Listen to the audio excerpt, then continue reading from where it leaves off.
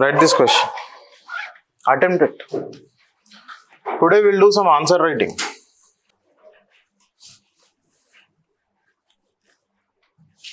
How are you feeling? Interesting? Yes. This is just for 25 minutes of answer writing. Not even 25 minutes, I think 14 plus 7 is 21 minutes, right? Now just imagine you're writing anthropology for 3 hours. It's going to be exotic. Yes. Now here, today we'll spend some time on answer writing. Okay, of anthropology. So you keep writing down whatever I tell you here. And first I'll tell you basics. Then uske baad I'll give you what you were supposed to write for those questions. I would discuss some basic dimensions. Now whenever you see anthropology as a subject, you see that it has a lot of advantages as a subject. But it has similarly a lot of issues when you're writing answers. Right? Subject is interesting. And most of you will understand. But the problem is, how are you going to translate this? Why? Because at the end of the day, whenever I am writing an answer, it is all question and answer. Yes? And I know in anthropology, I write 3 kinds of questions in my paper. I already explained the nature of optional paper. You see that there are 2 sections. One section is question number 1, question number 2, question number 3, question number 4. Then you will have another section, question number 5, question number 6, question number 7, question number 8. In question number 1, you will have A, B, C, D, E. That means 5 10 markers. Second will be ABC, third will be ABC, fourth will be ABC. In the second, third, fourth questions, you see that 2A or A's in all this will be 20 marker. And the B and C will be what? Each will be 15 marker. That means B and C is going to be how much? 2 into 15. 15 marks. That is section A. When you look at section B, again 5A, B, C, D, E. 5 into 10 markers. Again 6 ABC. 7 ABC, 8 ABC. And again you know that in this A is how many marks? 20 marks each. And B and C is how much? 15 marks each. So that technically means there are 8 questions each having 50 marks in your question paper. Now what is the pattern of attempt whenever you are seeing is question number 1 is compulsory and question number 5 is compulsory. You cannot choose. And out of these 3, you will definitely have to choose one question. Out of these 3, you will definitely have to choose one question. Iska matlab what is happening? Either you choose 2 or 3 or 4. Now you can't choose 2A, 3B, 4C. That's not your choice. Choosing here means whole set of the question. Either you are choosing whole set of 2, whole set of 3 or whole set of 4. Right? So you have chosen one question here, you have chosen one question here, one question compulsory, one question compulsory. How many questions have you written? 4 questions. Now we are remaining with how many? 50 more marks means that means you are going to attempt only one more question.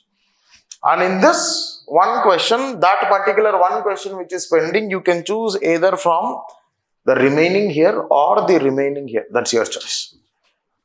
What are the compulsories here? 1 and 5 is compulsory. What is the compulsory rule? You will have to choose one question from these 3, one question from these 3. And the remaining 5th question can be chosen from either of this, whatever is remaining. That is the pattern. So technically, if you see this arrangement in optional paper, you will be writing a 20 marker. you will be writing a 15 marker and you will be writing a 10 marker. Whenever you are writing this 20 marker, you will see that 300 words, 15 marker is 250 words and 10 marker is 150 words. This will have 4 sides, this will have 3 sides and this will have 2 sides. In the answer booklet, that is the allocated space. Now here you have to technically understand that whenever you are writing a 20 marker, the maximum time that you can allocate to this is 14 minutes. Whenever you are writing a 15 marker, the maximum time that you can allocate is 9 minutes, and whenever you are writing a 10 marker, it is 6 minutes. So 15 plus 9, so 15 plus 14, it is how much? Approximately 50 marks have to be written in 30 to 35 minutes. 30 to 35 minutes. That means when I am writing one set, that is 120 to 15, what should be your approach? When you are writing 215, what does that mean? 215 means 9 minutes here, 9 minutes here, 14 minutes there. How much it is? It is 32 minutes.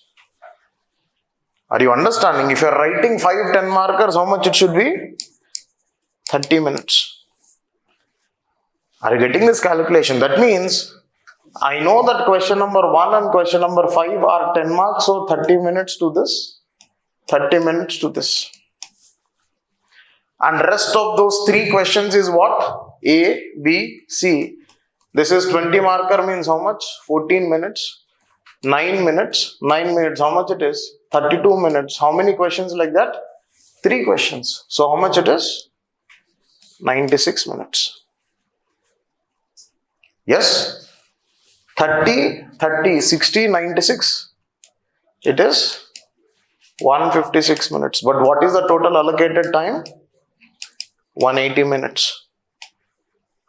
Yes, now in this 5 minutes will go for processing, that you will have to sign your attendance, all of that. So you're remaining with how much?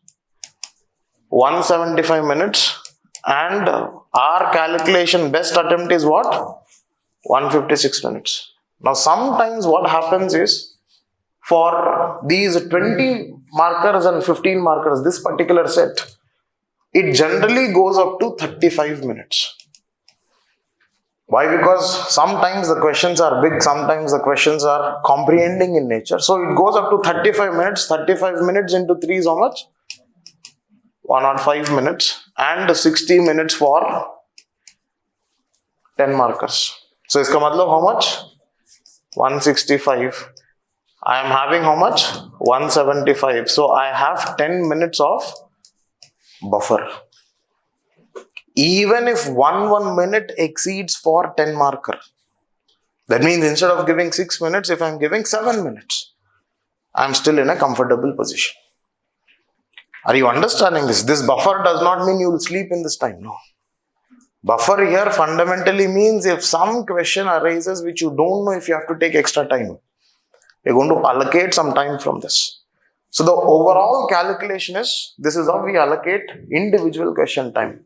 We have written one 20 marker, we have written one 10 marker. 10 marker, how much it is? I have given you 7 minutes. 20 marker, how much it is? I have given you 14 minutes. Right? So that is the basic calculation that you have here. Now, what are the general issues that will arise whenever you write anthropology answer?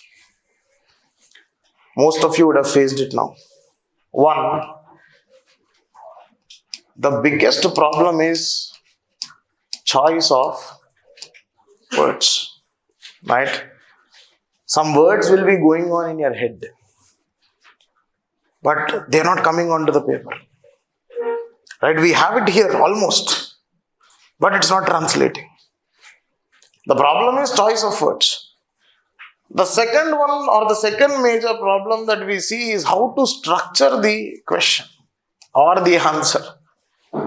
Now the previous question, that is holistic wala question, you see, how can synergizing the core branches of anthropology reinvigorate the holistic spirit of discipline? Now in this there are some troublesome words. Yes. One troublesome word that we see is synergizing. Somebody will read it and interrogate, re-interrogate, right? And the other one is holistic spirit. Now that is why I tell you read newspaper. Now let us look at Hindi translation of this. नृ विज्ञान की मूल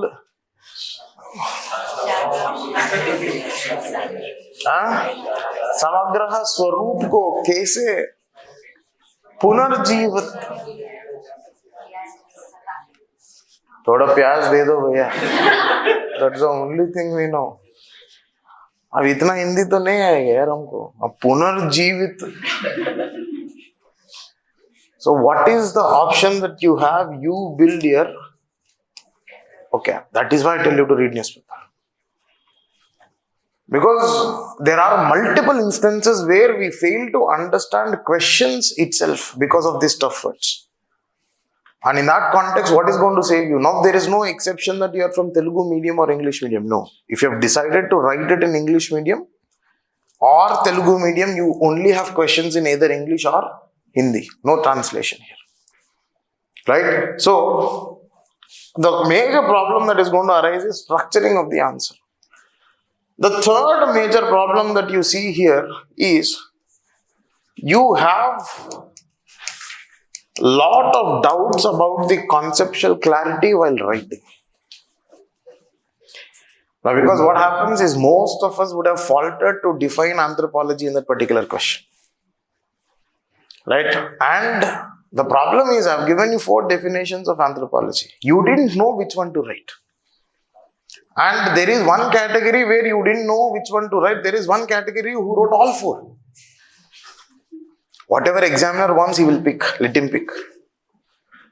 So fundamentally what is happening is you would have a number of questions arising about conceptual clarity when you are writing anthropology answer. The fourth major problem that you see here is what kind of substantiation or what kind of examples to be given when you are writing. Another major issue that we face whenever we are writing anthropology, basic problems.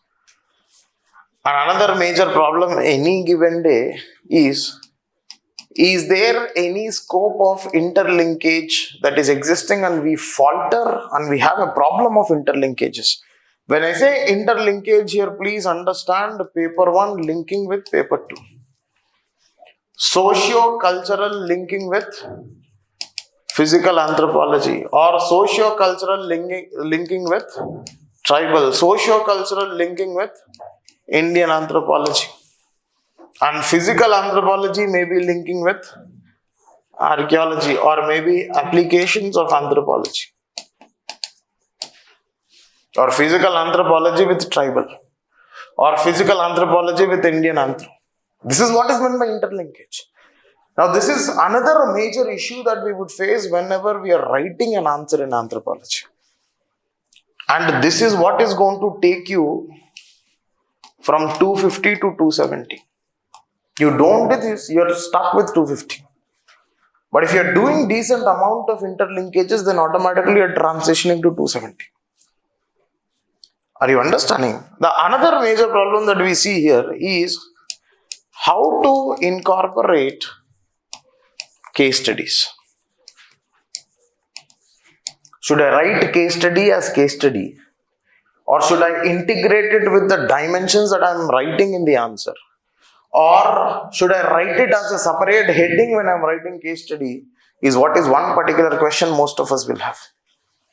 So the fundamental aspect here is what? You see that these are some of the very common issues that you would have when you are writing an answer. Apart from these general issues for any paper, any answer is what?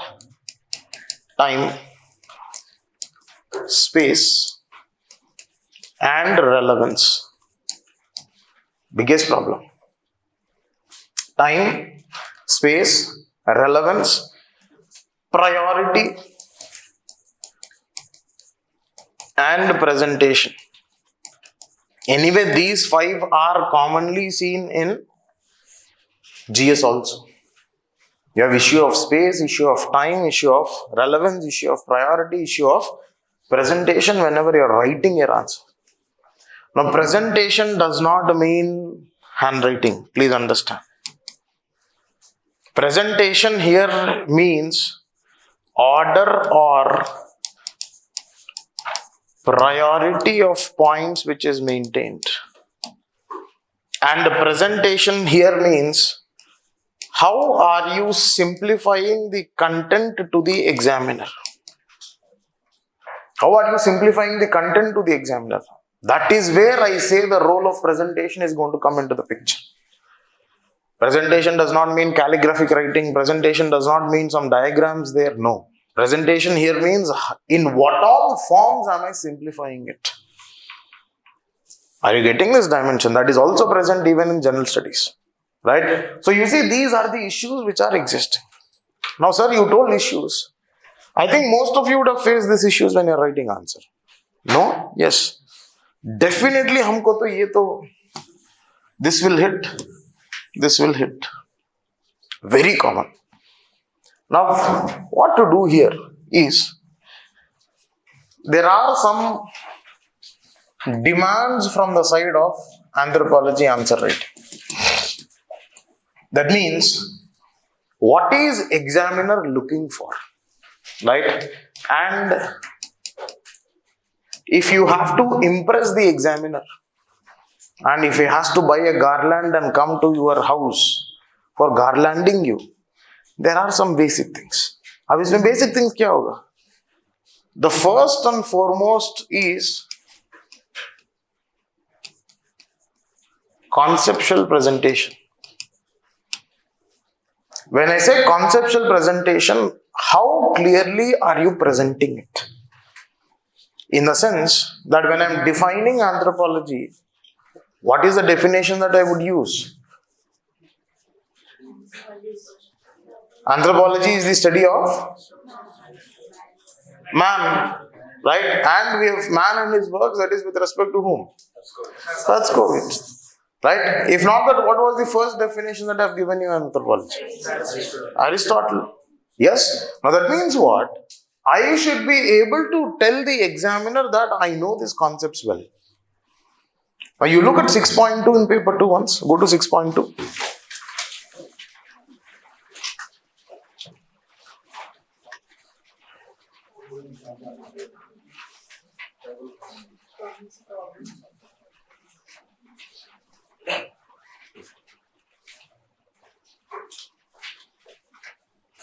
What is there? Problems of tribals. Yes? Look at 6.3. Look at 7.1. So don't you think all these three chapters are related to problems? Now here, any person, for suppose say if they are asking about poverty as a problem in tribal societies, if that is the question, everybody or in general, what do you do? If it was general studies, we define what is poverty. Yes? Or if it was economy, we write what is the data. We saying that around 45% of the tribal population face rural poverty. Something like that. Data substantiations in introduction. Yes? But when it comes to anthropology, you can't do that. What is the better representation showing the examiner that I understood the concept here? I would simply tell you when I am telling you in strategic revision that whenever we talk about 6.2, 6.3 and 7.1, the introduction is that due to the increasing tribal, non-tribal contact, there is an increasing poverty among tribal population. There is an increasing land alienation among tribal population, increasing unemployment among tribal population. Whatever be the question from 6.2, 6.3 and 7.1, my first line will be due to increasing tribal, non-tribal contact. Now here what is happening, you have to understand, when you look at the tribal societies are what? They have an isolated lifestyle. And not only that they have an isolated lifestyle, but what is the nature of their life? You see, it is natural way of life. Natural way, isolated way, and they have their own systems of establishment. But here slowly what happened because of the colonial effect, slowly these people started entering into the tribal regions. And when they started entering into the tribal regions, these people are what? They are non-tribes. Don't you think this particular interaction started resulting in problems to the tribal population? Yes. And always remember, my dear, any problem to the tribal society is because of its interaction. Why? Because these people taught them alcoholism. These people taught them money lending. These people taught them bonded labor. And more than anything, these people have infused the practice of prostitution among the tribal societies. And when you observe these dimensions, why this is increasing? Because the contact is increasing. Why contact is increasing? Development. Why contact is increasing? Deforestation. Why contact is increasing? Infrastructure. Why contact is increasing? Transport. So automatically what is happening when you have this increasing contact, you have all of these issues emerging. Now don't you think examiner, by just reading that one line, he will get an idea that yes, this fellow knows what is the root cause. Are you understanding? So that is what is meant by conceptual presentation here. That in this particular dimension, you always have to understand, you will have to hit the bullseye. You cannot hitting in the blind, you cannot keep on hitting in the blind, and remember that you will have to have this presentation. Now when it comes to this particular question, what would be a decent or a conceptually presented introduction to this particular question? Let me tell you. Right? You tell me, you try attempting. What have you written? Most of you would have defined anthropology. Or is there any other introduction that you have tried? Any other introduction? Batao, kuch to. Something interesting? No. No, yes. Now in introduction, what is my target here? My target is to establish that anthropology is holistic. Yes, and it is not only holistic, but it is also having multiple branches. So my introduction would be what? Anthropology as a study of the social, biological and the cultural life of man. Yes, in multi-dimensional spheres of human existence, infuses a concept of holism into the subject of anthropology. Now that means what's happening? At the starting itself, I am going to put or set a narrative to the examiner saying that this is what is my approach in this question. And just because anthropology is studying everything, it is holistic. And get ready to understand what am I going to write in the answer. When you don't know any of this, the simplest introduction could be defining anthropology. But you have to understand, I also defined anthropology. But when I was defining anthropology, I defined anthropology according to what? According to context of the question.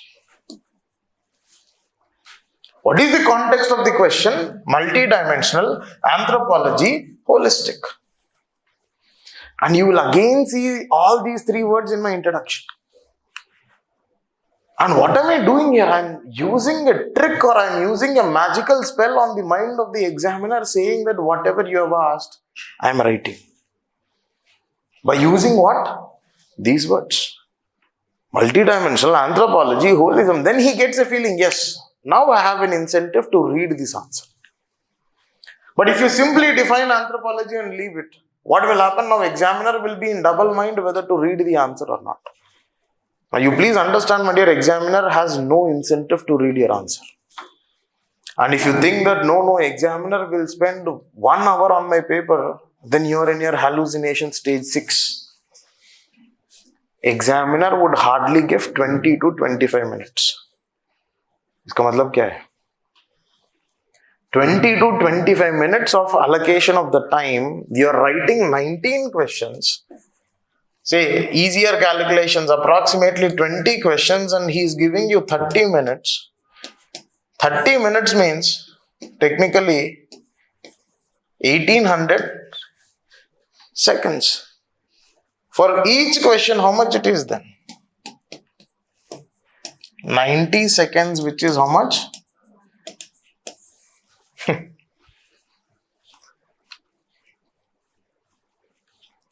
Not even 1/10 of the time that you're writing that question. Exactly 1/10 if you're writing a 20 marker. 1.5 minutes to evaluate each answer. Technically, in case if he is more impressed also, maybe he is going to spend 2 minutes on it. Arey de do yaar kuch time. When examiner is spending 2 minutes of his valuable time looking at your paper, should you waste his time or should you save his time? Save his time. Because the more time he spends on your paper, the less marks you're going to get. Yes or no? Because of your paper, he would lose one more paper. One more paper means 1,000 rupees. Yes or no? For him, this paper is nothing but currency. For you, it is life. But for him, paisa mein paramatma, money. And every minute you waste to him for 20 questions means you're wasting 20 minutes, means one paper gone. All the frustration of losing 1,000 rupees, he will take it on your paper. I'm not joking, my dear. This is how it works. Now, if somebody comes and tells you, no, sir, UPSC is not like that. Right? It is very saintly. At the end of the day, it is human beings who are evaluating, and the people who are retired and tired are going to be there. Automatically, what happens? This is what is going to happen. So that means the second important thing along with your conceptual presentation is you should be able to contextualize your answer. When I say contextualization of your answer, contextualization of the answer will fundamentally come from the demand of the question. And the easiest way to do this is use the words from the question. Malla question ni tirigi raayakandi. No. What does that mean? Use the words from the question means pick up the important picks. Are you understanding this? Now the third that is demanded from anthropological answer writing is it demands substantiation. That means what it is demanding? Examples. How is it demanding examples? Is it demanding general studies examples or is it demanding anthropological examples? Anthropological examples. And anthropological examples is all the resultant of what? Is all the resultant of fieldwork. You should be able to state a number of such examples. You remember in autoethnography, I was talking about Aberdeen studies of autoethnography. Internet celebrity. Yes, now all that is what? Fieldwork. And here examples means not writing current affairs or not writing your general studies dimension. No. It fundamentally means you should be able to substantiate your argument through what? Fieldwork. Extremely important. Third. The fourth demand that examiner is looking for is usage of anthropological jargons. Now when I say anthropological jargons, now I'll give you a simple example. Ab maan lo, if I'm writing about, say, now the child is growing up and learning culture. This is one way of putting it. I would say the process of enculturation is complex. What is it? What is the difference here? Both are meaning the same. Both are meaning the same, where I see in the first line the child is growing up and learning culture. Very simple. But what is the second one talking about? The process of enculturation is complex, which is unconscious and conscious. Yes. Now that means what's happening here? I am bringing in anthropological jargons. Now, what is the easiest way to do this? Straight away use words from the syllabus. That is the easiest to do it. Straight away use the words from the syllabus, and that is the easiest manner that you represent this dimension. And trust me, it works. That is why I keep telling you to do what? Look, I make you look at the syllabus. Now almost syllabus is there at your fingertips. Although you might not be able to recite it, but at least you know where is what. Yes? Where is racism? In physical anthropology. Yes? Fantastic. Chalu prastaniki. And on a later date, slowly you start seeing that yes, it is in 9.5, 9.7 is ecological, 9.8 is epidemiology, 10th is growth and development, 11th is fertility and fecundity, 12th is applications of anthropology, 9.1 is man-family studies, 1.4 is what evolutionary theories, 1.8 is what dating and archaeology. Now here what is happening? Acquaintance with the syllabus is extremely important for us to use this jargons. Now, sir, what is the utility of using these jargons? You will bring in professionalism into the answer. Please understand, I am not using these jargons to show off. No. Why am I using these jargons? I am using these jargons for bringing in professionalism. Now, because I'll put a straightforward question to you. Who is going to evaluate your paper? A person who has been working in the field of anthropology for last 20 to 30 years. That means this person, he is an academic expert or exam expert? Not exam expert. He is an academic expert. I am exam expert. Because I learned anthropology through writing exams. But this person has learned anthropology by studying anthropology and by working with anthropology. Now, any person who is having this academic expertise will always look for what? Will always look for professionalism in the answer. This is not the case with general studies, no. Because that is all general. This is technical, this is specific. And the answer has to be professional for you to impress this person. Please understand this. And for those people who are scoring between 190 to 200, it simply means they are not using jargons. Very clear understanding.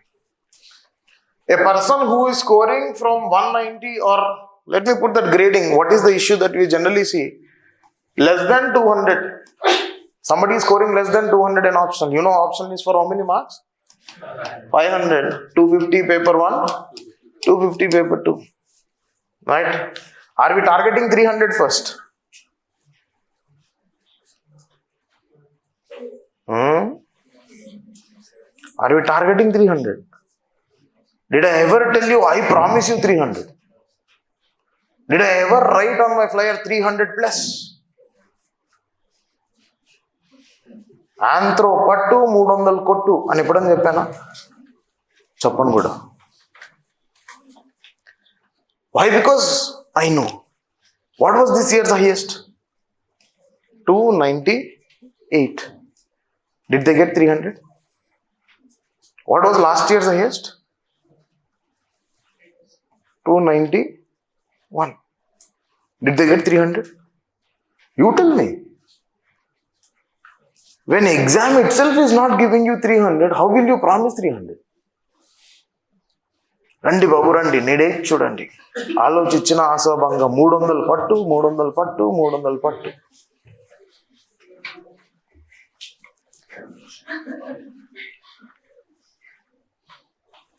There were days where highest used to be 352, 356. In those years, I scored 324. Right, my highest score in Anthro was 324. 2017 attempt. But उसके बाद कभी नहीं आया. इसका मतलब did my knowledge reduce?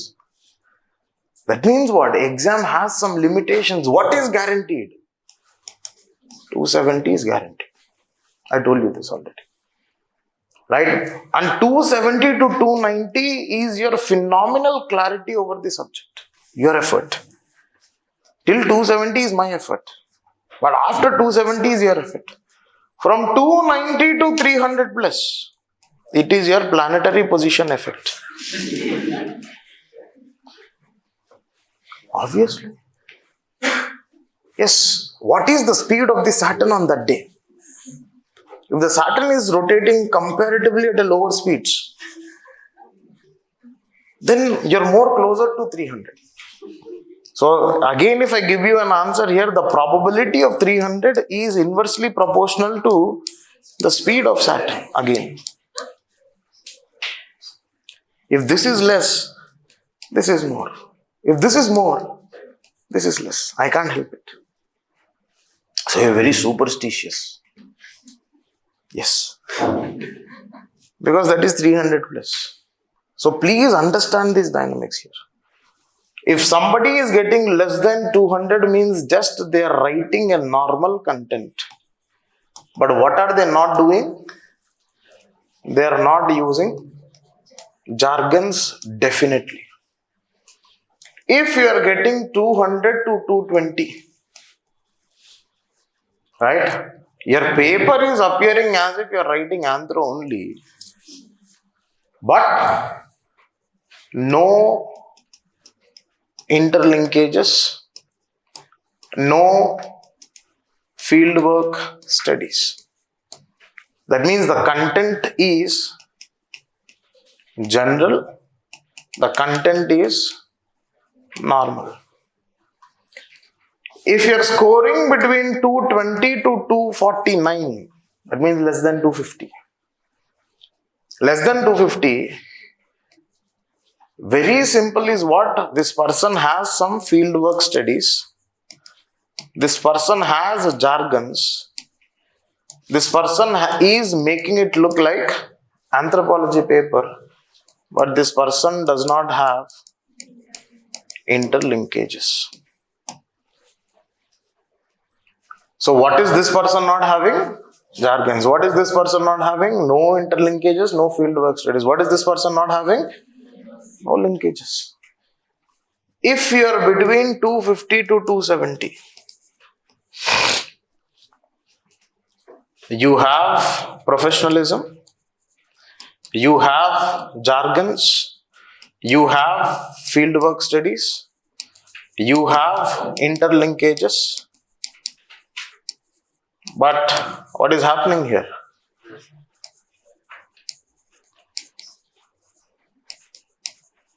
Conceptual presentation could be improved. Conceptual presentation could be improved. Now slowly from 270, every mark is out of effort. From 270, every mark increase will take your blood and sweat literally. I'm not joking. Because from 270 to 290, your transition is what? Your transition is a near perfect answer. What is a perfect answer in anthropology? Is there any perfect answer in anthropology? You can never write a perfect answer.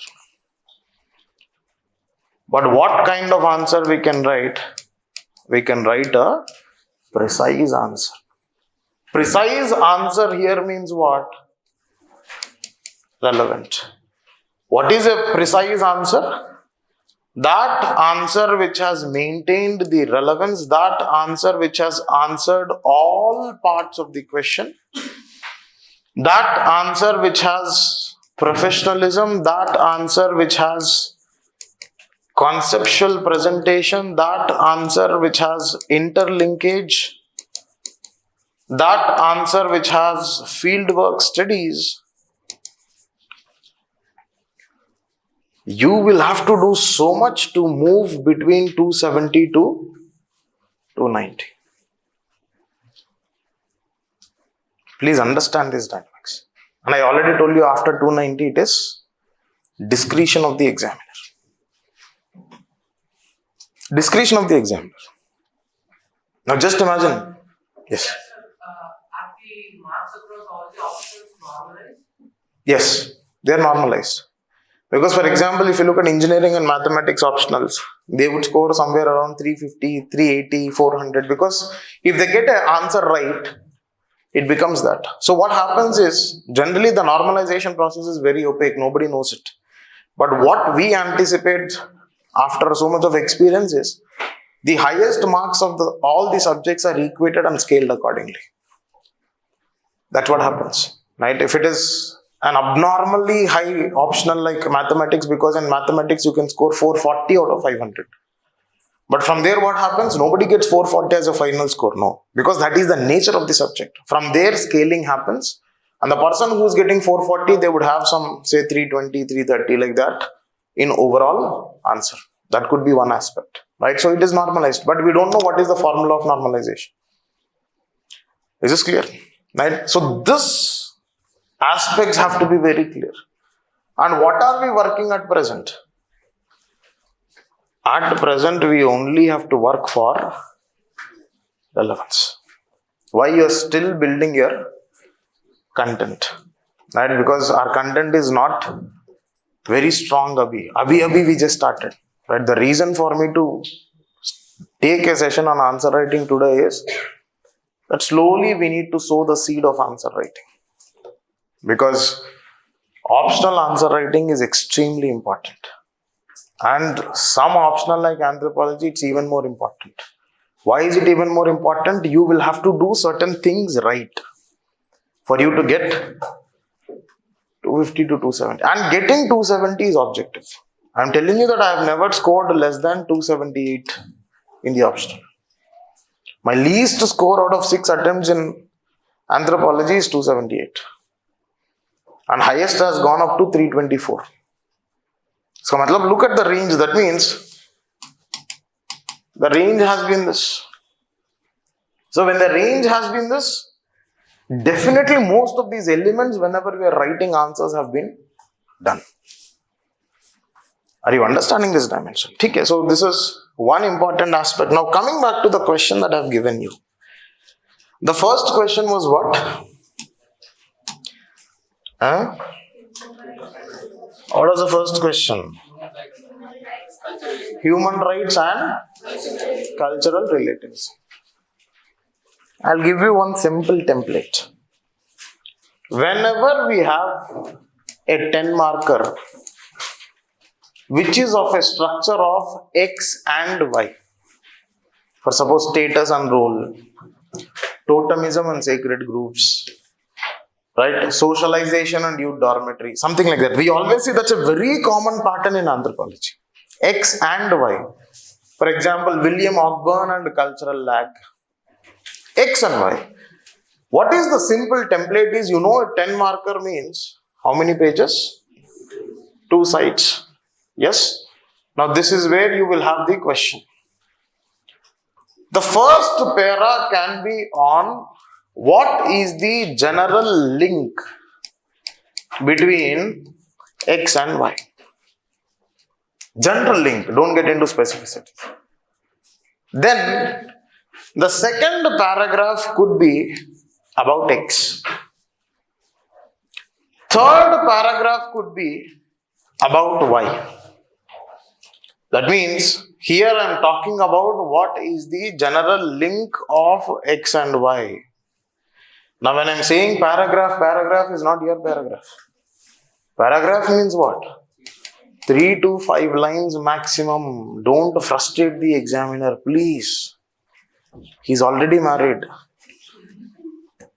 Right, and don't bring more.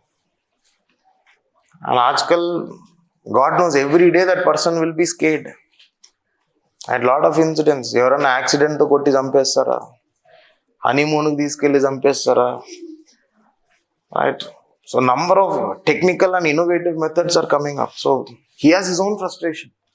But apart from that, you see it is 3 to 5, simplify. So 3 lines of introduction, 3 lines on X, 3 lines on Y. Now you keep a heading X resulting in Y. Right? Now I am keeping a heading X resulting in Y. One paragraph. Y resulting in X. One paragraph. And what are we doing? Both resulting in each other. And conclude the answer. This is the general template. If they are asking status and role, what is the general link? Then what is status? Then what is role? And then status influencing role, role influencing status, both influencing each other. Finish. Now generally if you don't have these templates, it's a very big problem for us to generate points. Now let us see cultural relativism and human rights. What did they say? What is the order? Human rights and cultural relativism, or cultural relativism and human rights? Human rights and cultural relativism. Now what is happening? First talk about the general link in the introduction. What is the general link?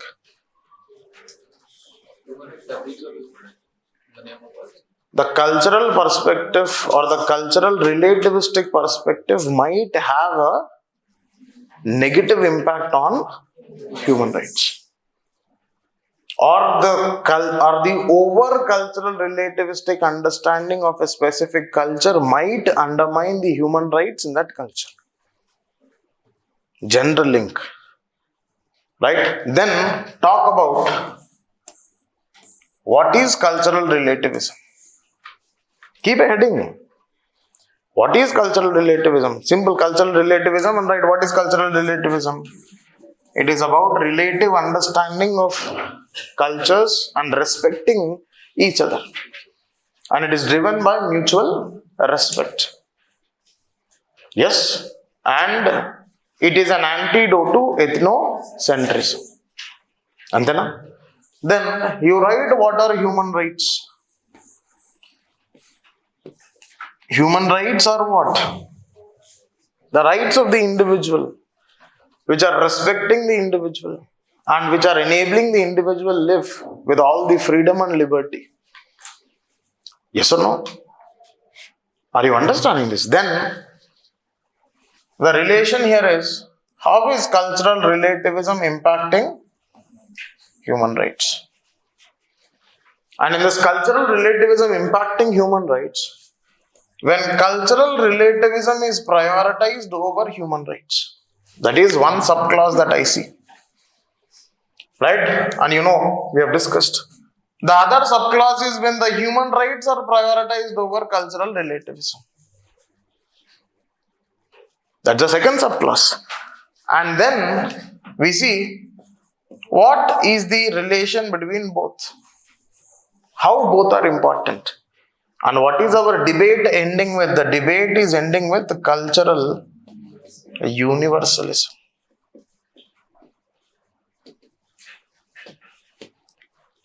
We have discussed all of this. Now, don't you think this is an effortless writing?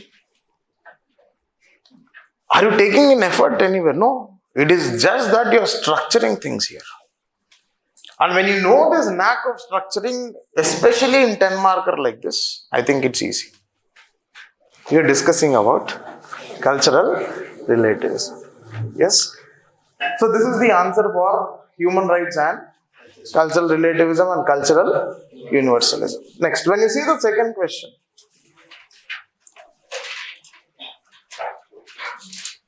what is this question saying?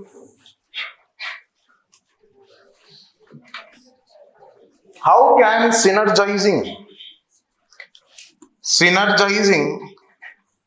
core branches, whenever I see this, automatically my mind should go to, what is 1.3? What all branches are there? See once. There are 4 different branches: socio-cultural, archaeological, physical and linguistic. Of anthropology, reinvigorate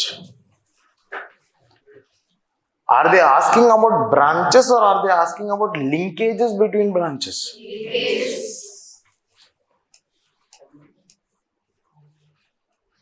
And what are they asking? Linkages of the branches will re-energize. Reinvigorate means what? Re-energize. And re-energizing a particular what? Of what? Holistic spirit. So what will be your approach whenever you are writing this question?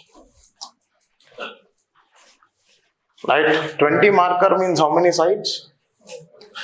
4 sides. So if this is the question, your introduction is what? Whatever I gave you, that anthropology is a study of social, biological and cultural aspects and also the multi-dimensional considerations, making it a field of holism. Making it a field of holism. That's there. Now straight away, I will put a flowchart here saying branches of anthropology. Now what are the branches of anthropology? 4 branches. Why? Because somehow I'll have to fill the place. So generally what do I do whenever I'm writing a 20 marker, whenever I'm writing a 15 marker, after the introduction I ensure that I draw a flowchart. This is my technique. Why? Because I want to fill space. But it doesn't mean I'll draw some flowchart which is not relevant. It fundamentally means I will draw some flowchart which is derived from the question itself. So what am I deriving? I'm deriving branches of anthropology. Right? And what will I do? Whenever I am writing these branches of anthropology, I will write 3 lines on each of this branch. I will write 3 lines for each of this branch. So now my first page is almost done. Next, what do I do? Synergizing branches of anthropology. Synergizing branches of anthropology, here what will I say? Socio-cultural with linguistic. Socio-cultural with physical. Socio-cultural with archaeological. And physical with archaeological. Yes or no? And physical with linguistic. Archaeological and linguistic, I don't have any relation. Now what's going to happen? I would say, how is socio-culture impacting linguistic branch and how is linguistic branch impacting socio-culture? How is socio-cultural impacting physical and how is physical impacting socio-cultural? How is socio-cultural impacting archaeology and how is archaeology impacting socio-cultural? You remember we discussed about ethno-archaeology 1.3, that's nothing but this one. And then you see how is physical and anthropology, how is physical anthropology impacting archaeology and both. And how is physical anthropology impacting the linguistic and linguistic impacting the physical. I could have beautifully written 2 pages. Yes. And what all dimensions will I write here if I am talking about socio-cultural impacting language and language impacting socio-cultural? One aspect is what is the linkage. The second aspect is what is the relevance. And whenever I am writing relevance, I will write some examples. Easy? Whenever I am writing some relevance, I will write examples. This should be the structure for how many? 1, 2, 3, 4, 5. Linkage, 1 line or 2 lines, then relevance. Linkage, relevance, linkage, relevance, linkage, relevance. And what will you say? That one paragraph you write, that such a synergizing understanding or such a synergy among the branches of anthropology has expanded the horizon of the subject. Expanded the horizon of the subject. And it has made it even more holistic in nature, because in holism, what all did we see? S, B, C. In holism, what all did we see? Static, dynamic, and diversity. In holism, what all did we see? Past, present, and future. In holism, what all did we see? We have also seen some various aspects of methods.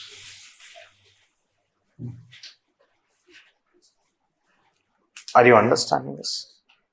Then straight away conclude. We discussed all of this. The only difference here is what? Structuring. Now, if I would have given you this before writing, you would have written a beautiful answer, trust me. Are you understanding? The difference here is not content. The difference here is structuring of the known content. You know it. Because you know this, you know this, you know this, you know this. You know each linkage. You were supposed to know where to place each. Yes, don't you think? I can also include applications of all of this, or applications of holism, and applications of holism to what? Indian anthropology and tribal anthropology. Can I do that? Because at one point I told you about something, my dear. What did I tell you? I told you about interlinkage. In the whole question, I have interlinked paper 1 majorly. But I will also have to interlink paper 2. Because why am I writing? Where am I writing this? In Indian civil services. Indian. Iska matlab what? I will have to see how am I applying this to whom? Indian and tribal anthropology. Are you understanding? So you can simply put a heading, holism in Indian anthropology, or role of holism in Indian anthropology. And some aspects of Indian anthropology may be caste, maybe village, maybe tribal studies. Why? Let me tell you something here. When you look at paper 2 is all dependent on 3, my dear. 1, it is dependent on caste studies. It is dependent upon village studies. And it is dependent upon tribal studies. Now, whole of your syllabus of paper 2 is among these 3. I'll keep telling you some chapters. Please go and look at those chapters. Go and look at 3.2 once. Caste. What is 3.3? Sacred complex and nature, man, spirit. Yes. Now look at 5.1. 5.3. Indigenous processes. That is also with respect to villages only. Yes. Now look at 6.1. 6.2. 6.3. 7.1. 9.1. 9.3. Shouldn't I? Yes. Now most of your paper 2 is interplay of this. Most of your paper 2 is interplay of this. Somewhere these two are related, somewhere these two are related. And somewhere these two are related. And what do we do in all of this? That is your caste studies, village studies and tribal studies. We study what is the historic view. That means, what is the earlier understanding of all of this? We study something called as a field view. You remember I told you book view and field view? Book view is what? Static or static? This is field view. That means a text or context? Context. And the third study that we see is the contemporary view, or how are these things seen at present? How are these things seen at present is what is seen.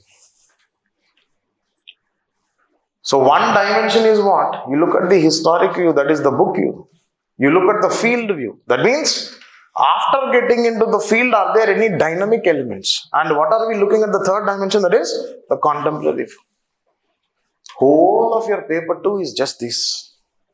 Where you see caste studies, village studies, tribal studies having book view, field view and contemporary view. And if you are able to understand these three dynamics, automatically what happens? Don't you think whole of this is nothing but holism? Holism of Indian system. Right? Don't we think we are driven by these, we are driven by these and we are driven by these? Are you understanding this? Yes?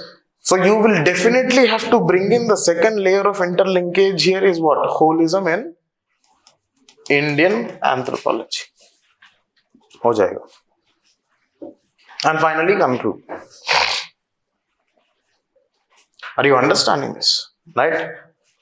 Was it easy? Easy. The only difference was it should have been a structured answer. Right? I hope it made some sense. You have some questions on answer writing? Do you want to ask something? Or is it very easy now? If it is very easy, I'll make you write one more question.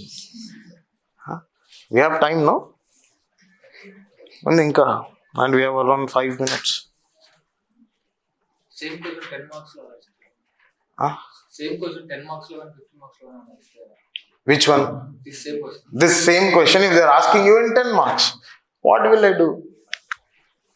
I will not write this. I will only write these two. If it is 15 marks, but I will write these two, what will I do? 1.5 page I will write these two. And last May,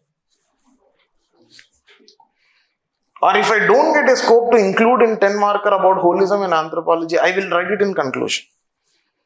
Synergizing the core branches of anthropology, right, resulted in the holistic understanding of Indian society, which enabled better process of enculturation, acculturation and dealing with contra-culturation. Note gochindi rayadame. But how is it feeling? There's nothing, my dear. Right? Or I could have simply said what? That with the synergizing of core branches of anthropology has resulted in the holistic understanding of the caste, village and the tribal studies in India. Expanding the impact of the studies or impact of anthropology as a field of study. Something like that. Or maybe expanding the awareness of anthropology among the Indian society. Why? Because many people don't know what is anthropology apart from civil services aspirants. But otherwise, a common man asks your engineering friend, Mama, do you know what is anthropology? Not computer science, Mama, Kani software. Are you understanding this? So maybe it is expanding the awareness, maybe it is expanding the horizon of the field of study. Maybe it is diversifying the understandings. I would have used that in conclusion. But if it is a 15 marker, what will I do? If it is a 15 marker, I will put this. But I will not write all of this straight away. Start here, synergizing of core branches. I will write all of this. And here, holism in Indian anthropology and conclusion. Because I know for a 15 marker it is what? Same content. Somewhere I am expanding, somewhere I am contracting according to my demand. Same content is not changing. Is the structure changing? No. It's only points. Core essence is also not changing. We are only shrinking it and bloating it, nothing else. Are you understanding this? This will slowly come on a practice, right? Okay, we have our next class on Monday. We'll meet on Monday, 11 o'clock, 11 until 11:15 max.